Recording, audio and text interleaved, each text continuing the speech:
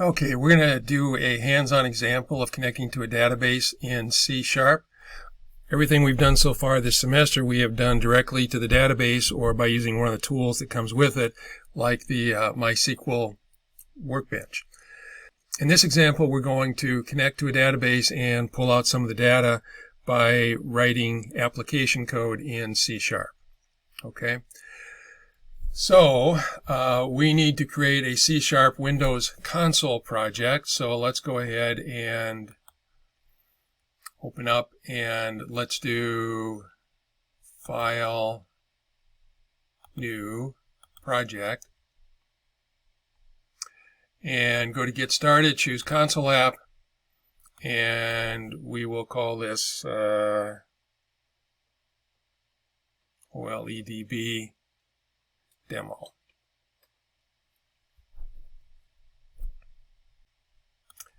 Okay, so let's get rid of the default stuff that goes in here. We'll keep this so that the console window will stay open. Otherwise, it'll just flash everything up there and go away. So let's flip back over to our notes here. And if we want to use this, we have to put a using command up at the top. So let's copy the using command over to our program. And the using statements all go up here at the top. Let's put a little bit of space up here. And let's go back over to Word and see what else we need to do. So there are basically three things that we need to do here. Before you can do anything with a database through your program, you have to create what's called a connection to it. And that simply allows you to pass commands and data back and forth. If you don't create the connection, you can't do anything at all with the database. So we need a connection object. We need to be able to send commands back and forth, so we need a command object. And we need to be able to get the data back from the database after we issue a command. So we would issue some kind of a SQL select command asking it to return some data for us. And we need an object for that, and the object is a data reader. So the next three items here are, we'll copy all four of them actually. So we'll copy those to the clipboard. And let's go over here and let's just paste that in. So this, you notice all of these turn light blue. That's because they are data types that are declared, or classes that are declared up here in the system.data.OLEDB. And if I get rid of that, if I comment that out, now it doesn't know what I'm talking about anymore. So they are data types or classes from system.data.OLEDB. And so we're going to create a connection, and we're going to call it con for connection. We're going to create a command, and we're going to call it com for command, and we're going to create a data reader. We're going to call it dr for data reader. So those are the three essential things that we have to have. And then what you need is something called a connection string. And the connection string basically tells the program where the data is that you're trying to read from and what kind of data it is. So, and these are pretty picky. You got to make sure you do this exactly right. So we're saying that this is a Microsoft JET database. JET's a term they've been using for over 20 years to refer to their database engine. And you got to tell where the data source is from. And remember that backslashes are used as escape sequences in strings. And so we need to put two of them in order to get one backslash there to make this syntactically correct. So it's on my desktop. It's called ViewRidge Tables. It's in the old database format MDB, which preceded the ACCDB, but it is an Access database. So that's our connection string. We're going to have to provide that when we create the connection so that the system knows where the database is that we want to manipulate. So let's go back over to Word. And the next thing we need to do is create and open the connection, and that's pretty straightforward. Let's just copy this code, and let's flip over to our program and paste that in. So I've got a connection variable, and it's an object, and you always use the word new to create a new object. And it's obviously this is the type of the object, so that's what's going to go on the right-hand side. And then you pass in the connection string so that it actually knows how to connect to the database. It can find it and knows what kind of data is going to be out there in the database. And then you just do an open command. And after you do that, it should be ready to go. So now let's flip back over to Word and let's see what else we need to do. So we're going to create a command. So let's copy that to the clipboard and let's flip over and paste that in.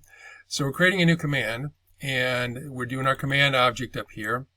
And it's basically a SQL command, but you've got to also associate it with a connection. And so that's what the second argument here is for.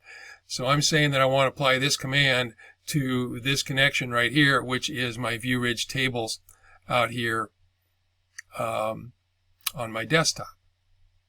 Okay, so that's just ordinary SQL right here. Okay, now let's flip back over to Word, see what we've got next. Then, in order to get the data back, we need a data reader. So let's copy this code. Let's go back over to our editor and paste it in. So this is a data reader that's based on the command that was up here, and that is linked to our connection up here. So it should be able to find the data and apply the command and then be able to read some data back from the database. So now we are going to get a little bit of data from the database here. So let's just copy this stuff and then we'll take a look at it when we get it over into our Visual Studio. So let's paste it into Visual Studio now. Let's see what we've got. So our data reader has a field called field count. If we go here and just go to the DR and then type a period, you will get a list of all of the different properties and methods of a data reader. And one of those is field count right here. And that will tell us how many columns there are in the customer table. And then we're going to get the field names. And so we are going to go from 0 to field count, not including field count. So we'll go through once for every column. And we are asking it to get the name of column sub I. So if there, I don't remember how many columns are out there in the customer table, but if there are 10 columns, we'll go from 0 to 9, and we will get the names of every one of those. And since I'm doing right lines, they'll all be on separate lines. And then just to let you know where the end is, we're going to put some stars in between. Then we're going to do, we're going to get the types of the data. And again, we're going to our data reader. We're doing the same number of passes, once for each column that's in the customer table. We're going to get the data type. So if I take the first item that gets printed up here and match it up with the first item that gets printed down here, then I will have the name of the field and the type of data that's in the field. So we've got some more code over there, but now we're actually getting some output from the program. So let's go ahead and run this and see what we get. Okay, so there are 11 fields out there. Customer ID is I4, which is probably a 4-byte integer, and it looks like everything else that's out there is a character data type. So there should be 11 rows here, 1, 2, 3, 4, 5, 6, 7, 8, 9, 10, 11, and there should be 11 rows down here, 1, 2, 3, 4, 5, 6, 7, 9, 10, 11. Okay, so that's working. Now let's go back over to our Word document and see what else we can do with the data that's out there. So we've got a little loop here. It's a while loop. So let's copy that. And let's flip over to Visual Studio and open up a little space here. So the data reader has a read command. It will read one record from whatever was selected from our command up here. I don't remember how many customers there were. I think there might be about 10 or so. And it's going to read one customer. And if it reads, this will be true.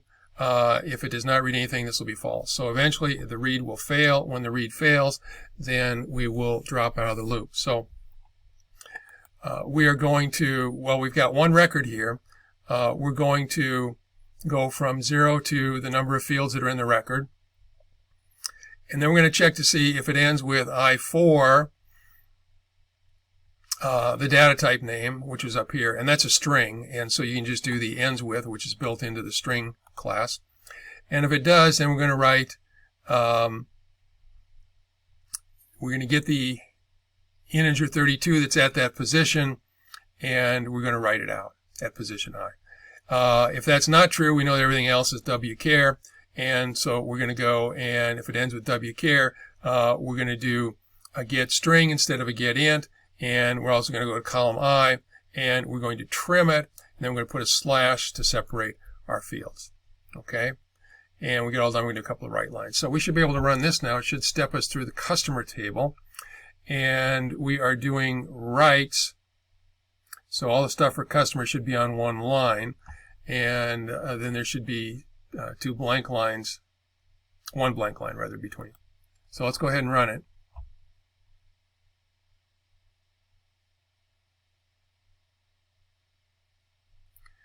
And here's our customer data. Let's see if I can make this a little bit wider, and I can. So some of these are a little bit long. What do we have out here? 4, 5, 6, 7, 8, 9, 10. So it looks like we had 10 records out here. I'm not sure what I did with this one.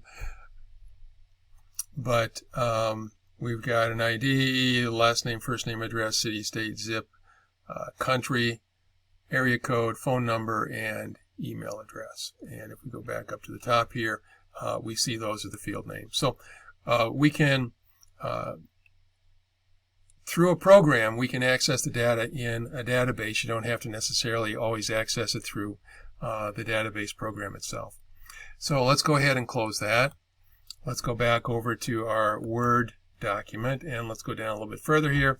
And the only thing we have left is, so we got a couple of commands that are commented out there.